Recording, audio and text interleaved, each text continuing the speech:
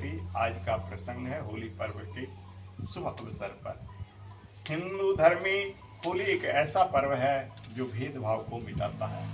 सनातन धर्म में ऊंच नीच जाति प्रथा ये हर को मिटाने वाला अगर कोई पर्व है तो होली पर्व है। हिंदू धर्म की अनेक पर्वों में तीन महान पर्व दशहरा, दिवाली और होली में सबसे श्रेष्ठ होली को इसलिए माना गया है, इसमें हम किसी को भी रंग देते हैं और किसी से भी रंग लेते हैं। किसी भी जाति भेदभाव लड़ाई झगड़ा को मिटाकर गले लगते हैं और हर किसी को रंग कहते हैं कि जब भगवान कृष्ण बच्चे थे तो उनका प्यार राधा रानी से हो गया था। राधा रानी, ध्यान दो, वार्ता नहीं, राधा रानी क्या थी? गोरी थी और कृष्ण भगवान काले थे। तो राधा चिढ़ाती थी, काले काले, तुम भंवरा हो, तुम मेघ हो, बादल हो, हम देखो बिजली हैं, हम ऐसे हैं। जब वो पति पत्नी में नोक झोंक के आजकल जो होता है आज भी जमानों से होते आया है। तो राधा रानी कृष्ण का जब झगड़ा होता था गोरे काली थी, भगवान बच्चे थे। भगवान तो भगवान है लेकिन बाल लीला करते थे। वो जाकर माँ से लिपट जाते थे और बोलते थे, माँ भैया सच कहते हैं गोरे नंद यशोदा गोरी होकर श्याम करे। माँ सच बताओ मैं तुम्हारा पुत्र हूँ या जो भैया हमें बलदाऊ जी चिढ़ाते हैं वो ही सही है, तो कैसे खरीद के मुझे लाए? मेरी राधा भी मुझसे सच्चा प्यार नहीं करती है। कैसे बेटा? तो काला काला चाहते। देखो माँ राधा रानी भी कहती है कि नंद जी गोरे हैं, तुम काले हो, बताओ माँ हम और राधा एक रंग कैसे हो? तो बोले बेटा ये तो आसान चीज है। 2-4 दिन के बाद होली आ रही है। ब्रजवासियों में होली का पर्व ज्यादा मनाया जाता है। तुम राधा रानी को गुलाल लगा दो, राधा रानी तुम्हें गुलाल लगा देगी, दोनों लाल लाल हो जाए। न गोरे का रंग रहेगा न काले का रंग रहेगा, दोनों क्या हो जाएंगे? लाल हो जाएंगे। तो मेरा लाल है, वो लाली है। बेटी को लाली कहा जाता है और बेटा को क्या कहा जाता है? लाल कहा जाता है। अभी लोग प्यार से लाली का कर पाते हैं, लाले भी लाल, लाल भी लाल। तो उस दिन से विशेषकर ब्रज का ये त्योहार पूरे हिंदुस्तान में मनाया जाता है और हम हर किसी को भेदभाव मिटाकर ऊंच नीच जाति प्रथा लड़ाई झगड़ा इस पर्व के दिन हम हर किसी को क्या लगाएं? गुलाल लगाएं और हर किसी से प्रेम से मिलें। तो यही हमारे हिंदू धर्म की सबसे बड़ी सीख है। हिंदू धर्म में जो आज देख रहे हैं विडंबना है, वो छुआछूत जाति प्रथा तो बहुत हद तक मिट गया है और पहले भी नहीं था। अगर पहले होता तो मन चंगा कठौत में गंगा वाली कहावत कहाँ से शुरू होती है? रविदास जी से। रविदास जाति के चमार थे लेकिन फिर भी उन्होंने गंगा जी को प्रकट किया अपने कठौती में, और उस कठौती में जहाँ जूते का सामान, चमड़े का सामान को धोते थे क्योंकि उनका मन क्या था? चंगा था।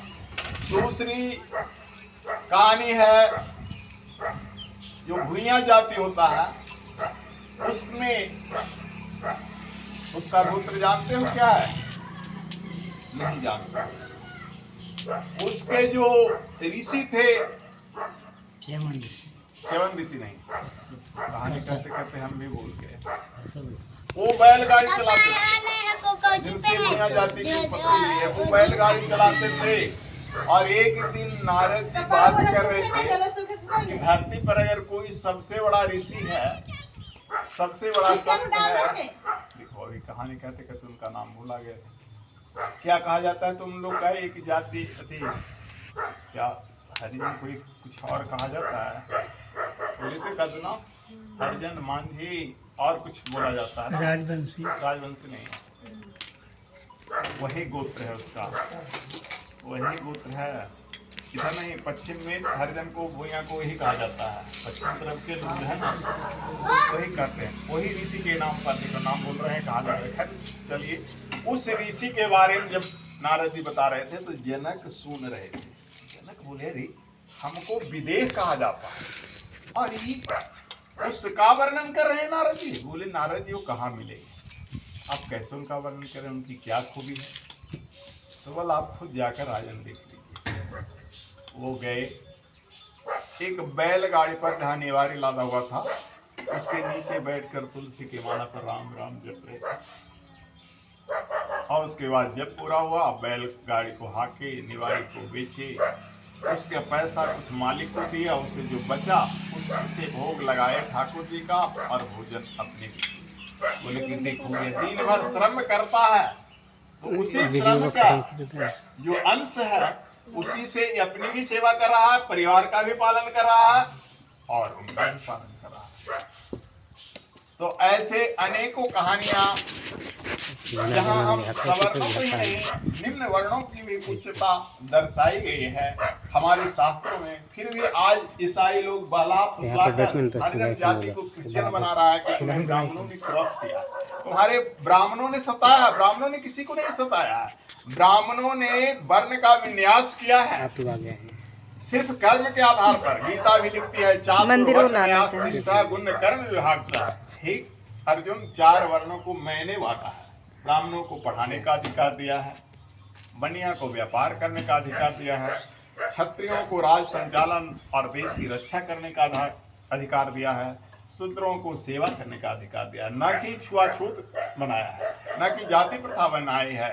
ये सब न पहले था, परंतु बीच में जब मुगल कालीन आया, मुगलों ने इसको अंधविश्वास को फैला दिया। ईसाइयों ने अपना रोटी सेकने के लिए, ताकि ईसाई धर्म, आज देखते हैं ना अरई में कितना लोग ईसाई बना रहा है, दूसरे को भला फुसला कर और ब्राह्मण की निंदा करता है कि ब्राह्मण ऐसे हमें क्रॉस किया। ब्राह्मण किसी को क्रॉस नहीं किया है, ब्राह्मण ने बांट दिया है, न भूमिहार ने, न राजपूत ने, न ब्राह्मणों ने। हाँ, बीच में मुगल काल में कुछ लोग मुगलों के जो अधीन हो गए, जमींदारी प्रथा मुगल उसी को देता था जो कहता था तुम जाके उसके साथ सताओ, तुम उसके साथ ऐसा करो। तो उस काल में कुछ विडंबना आई है जिससे सवर्णों में कुछ दोष है। बोली वृंदावन बिहारी लाल की। चलो इसको मिटाओ, तो बनाओ।